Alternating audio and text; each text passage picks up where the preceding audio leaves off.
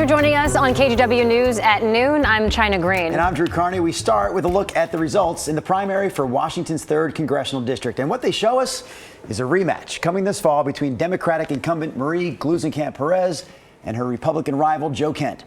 Gluesenkamp-Perez beat Kent 2 years ago, flipping Washington's 3rd District from red to blue. It was a hotly contested race between these two in 2022. Gluesenkamp-Perez won the roughly 50.5% of the vote, flipping his seat, which again had been held by Republicans since 2011. She and Kent say they expected a rematch. My hope is that by staying focused on being useful to my community, I have built a bridge that will make things easier, but you don't take anything for granted. Marie is a tough opponent. I'm going to need every vote I can get, and I'm going to work very, very hard. We've already got a great start. We've got a unified Republican Party. I look forward to getting into the general election, talking with moderates, talking with undecided voters.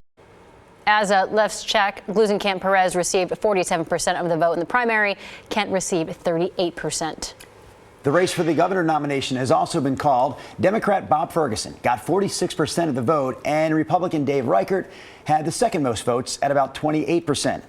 That left them at the top of a list of 28 candidates who are all vying for governor. Ferguson was first elected state attorney general in 2012. Reichert served in Congress for 14 years and also as King County Sheriff. These two will square off in November's general election. Keep in mind, a Republican has not won the Washington governor's race since John Spellman did it 44 years ago in 1980. To our fire coverage now. A new wildfire is burning in Washington's Skamania County. Photos taken as far as Hood River show smoke from the Williams mine fire. So far, it's burned about 3,000 acres. The lightning-caused fire started Monday night and is burning in the Gifford-Pinchot National Forest. That's west of Mount Adams. People north and east of Trout Lake are being told to evacuate right now. And people west and south of the lake are being told to be ready to evacuate at a moment's notice. Forest Service staff have also evacuated trails in the area. The fire remains at 0% contained. Lightning is also the cause of the Elk Lane fire in Jefferson County. Since it started on Sunday, it's burned more than 5,000 acres between Lake Billy Chinook and Madras, with, again, like the last fire we talked about, no containment reported. It's also forced more Level 3 Go Now evacuation orders. Crews from outside Jefferson County are headed there to help. And let's take a look at weather with Rod Hill and how it's impacting those fires out there. Yeah, let's start with what we are seeing here locally in Portland, and that's wildfire haze that has really become noticeable this morning. And if anything, it's going to continue to increase as you roll through the afternoon. So that's not cloud cover, that's smoke. Looking to the northeast, there's big pink right there from the Wells Fargo Tower. And that wildfire haze is thick enough that it actually held our temperature steady over the last hour. We did not go up. 71 degrees right now. Here's a look out in the gorge where it's particularly smoky as well. This is from the Oregon Veterans Home camera, and you're looking back to the east. Remember, we have that fairly new fire that's burning out toward Mount Adams, producing a lot of the smoke you're looking at here. It's 81 degrees out in the Dalles. So here's that smoke plume, thick smoke in Skamania County. It's a bit of a light north wind flow. It's transporting it across Clark County, downtown Portland. This shows at 4 o'clock this afternoon, smoky haze increasing all the way down into Salem. So visually we're seeing it. What about the air quality? It's moderate right now in downtown Portland, but it's unhealthy for sensitive folks to air quality ailments in parts of the Cascades, and then very unhealthy air down in parts of Deschutes County and into Lane County. Portland's forecast, I had us at 90, I've lowered us to 88, and quite frankly, if the wildfire haze thickens up, we may hold more like mid-80s this afternoon. The haze can act like cloudiness. It kind of blocks the heating potential of the sun. Your complete forecast is coming up. All right, Rod, we'll see that in just a few minutes. Right now, though, back to our headlines. For the second straight day, the National Transportation Safety Board is questioning Boeing about the door plug blowout over Portland back in January. It happened on an Alaska Airlines flight around 16,000 feet in the air, causing that gaping hole in the side of a relatively new 737 MAX 9 plane. Boeing's senior officials said a contracted crew was brought in to fix damaged rivets near the door plug, which Boeing said workers had removed and then reinstalled. But evidence later showed the retaining bolts were not reinstalled. The head of the NTSB said this week that the hearing is all about getting real answers. This isn't a PR campaign for Boeing. What we want to know is what happened. Boeing said it is redesigning its door plug to make it more fail-safe. For some people, this won't come as much of a surprise, but a report released today did not give Oregon glowing marks for its infrastructure and bridges and roads. Joey Neary has a look at how Oregon compares to other states. It's no secret that the infrastructure in Oregon is in need of repair, from aging bridges to roads. You know, the idea of the report card is not to elicit concern, it's really to elicit action. It is to show where we're at right now in this point in time. Right now, let's just say the report card for Oregon's infrastructure isn't pretty. Marcia Gildert-Murphy is the president of the American Society of Civil Engineers. At a press conference outside of the Capitol on Tuesday, she laid out the Oregon infrastructure report. So if you're bringing this report card home, your future doesn't look bright. The report graded 12 different infrastructure categories. The best grade Oregon got was a C, and when it came to our bridges and ports, it was even worse at a C-. When it comes to roads and bridges, we may still be considered passing, but we're on a downward trajectory. All of our roads and bridges have an expiration date. A C- for bridges. Meanwhile, the report gave Oregon a D when it came to dams, transit, and wastewater. In the 7 of the 12 categories, Oregon scored higher than the national report card, though. Are we willing to pay for the things we need? And if we are, how are we going to fund that? How are we going to tax? It comes right down to that. As this report suggests, there's still a lot to do. We have got to come up with a new funding mechanism because gas tax is going to continue to go down. And we don't have the political nerve to raise it with inflation every single time we need to. So we need to come up with a mechanism that stays with inflation. And the cost to bring up the state's grade point average? Saying not just Oregon needs to be concerned. We as Americans need to be concerned about where we're investing our money to look for our future generations. Isn't going to come cheap to fix. All right, it's time for a look at weather with Rod Hill. And Rod, when you step outside, you definitely see the remnants of the wildfire smoke out there. A lot of the smoke today is coming from that fire up around Mount Adams. So the gorge is seeing big time increase of wildfire haze. Certainly in downtown Portland, to me, it's the turning out to be the smokiest day I recall this summer. In Portland, at least, right? And, yeah. Here's a look at that air quality map. Now, the alerts from NWS are still down in Roseburg, Burns. Looks like they've just added a new alert up into Deschutes County, where the air quality has been unhealthy. And you still got a red flag warning down in Lakeview. Earlier, we talked about the air quality in Portland. It's now down to moderate. And if anything, more of these green dots will become moderate, meaning decreasing air quality throughout the afternoon.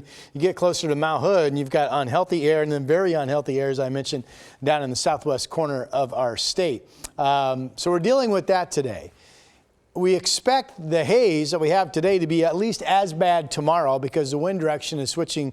Today it's more north. Tomorrow it's actually more northeast. So you could argue that we would have more smoky haze tomorrow than we end up with today. And if that's true, maybe these forecast highs I'm showing you for tomorrow are too high because, as I mentioned earlier in the show, the wildfire haze acts like cloud cover and it kind of helps reduce the warming from the sun.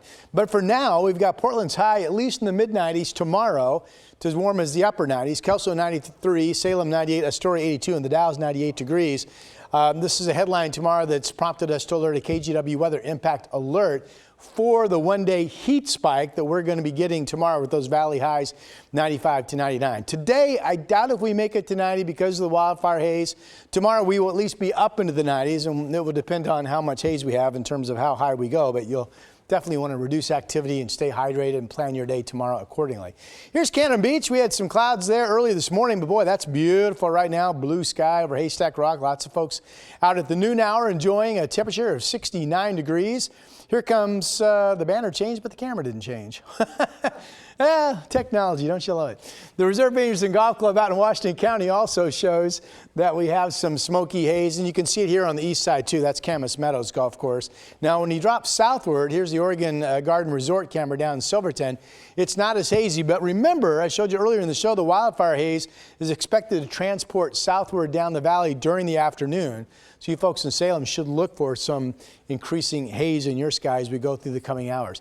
At noon, it is 75 down in Salem. It's 81 in the Dalles, 85 in Baker City. Still expecting 90-degree temperatures in central and eastern Oregon. Here are the high temperatures at 4.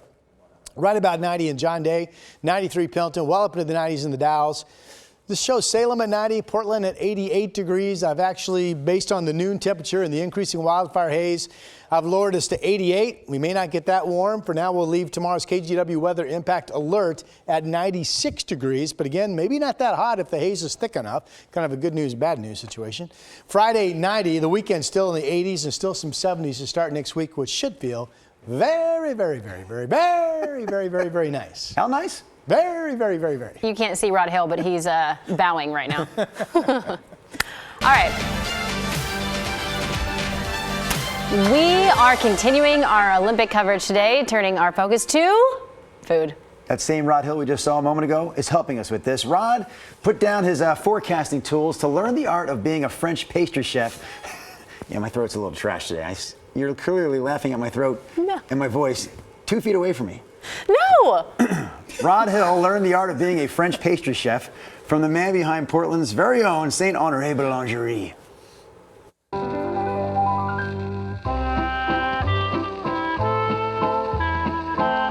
Je m'appelle Rodney. I'm ready to go. Dominique? Bonjour! Je m'appelle Rodney. Oui, je m'appelle Dominique. Enchanté. Very nice to meet you. This is for me? Votre uniforme. What are we making today? Let's go to work. We're We're making chouquette. chouquettes. Let's go. Let's go.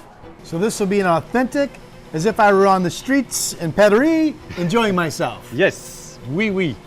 Let's begin. A chouquette. This is our sort of a signature product here at Saint-Honoré.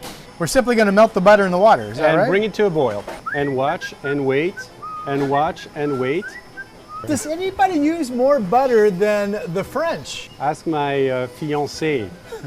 She will tell you how amazed she is when she sees me cooking and adding more butter and more butter and more butter. We're gonna add the flour here, and you're gonna want to start stirring. Use those muscles. Use those muscles. Last thing that we need to do is add our eggs. Do a few at a time.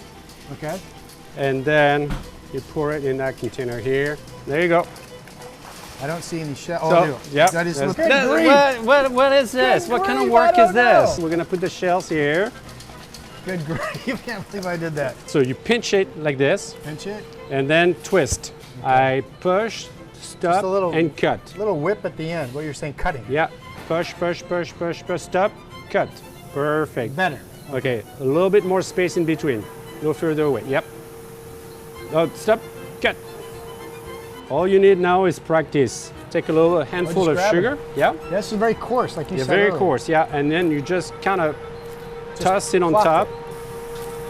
Okay, I'm missing half of mine. This is a very unique. Only in France you're gonna see this product. Not bad. That's not bad. Santé. Santé. À la tienne. À la À la tienne. tienne. À la tienne. Cheers to you. Cheers to you. And to you. But in France we'll do that with a glass of wine, not with a cup of coffee. Yeah, that makes sense. Hey, Rod's on the job. Gotta be careful. Dominique was such a nice gentleman. And I don't think Eric Patterson showed you the pictures of their case where they have their fancy pastries. I mean, those chouquettes that we had, very tasty, very simple. Yeah.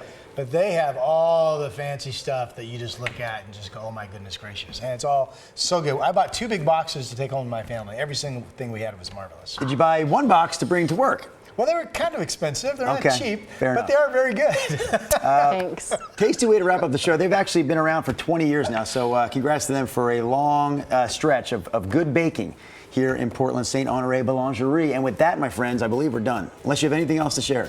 Or you have anything else to share. I'm hungry now. So I'm gonna go eat something. Buy you something one of these days. Lunch Bring break. to the studio. You can give me some M&Ms. Oh, that's pretty.